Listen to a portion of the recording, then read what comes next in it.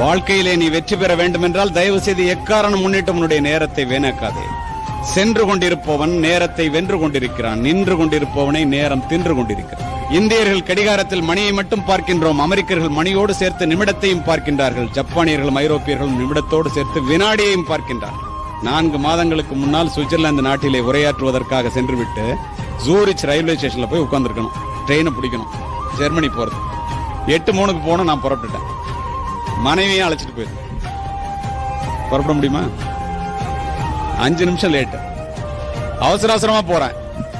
போன ட்ரெயின் இல்ல, இந்தியா மாதிரி தான் அப்படின்னு நான் நினைச்சுக்கிட்டு ட்ரெயின் வரலன்ட்டு உட்காந்து சிரிச்சுட்டே சொன்னான், மை டியர் இந்தியன், கூனி குறுகி போய்விட்டேன். இந்த ட்ரெயின் 1 மணி நேரத்துக்கு 850 கிலோமீட்டர் வேகத்துல போறதுடா, நேரம் பாதி தூரம் போயிருக்கும், நீ லேட்டா வந்திருக்க போடாங்க. திரும்பி மனைவியை பார்த்தேன். ஒரு டிக்கெட் 57,000 ரூபாய், 2 டிக்கெட் 1,14,000 ரூபாய்.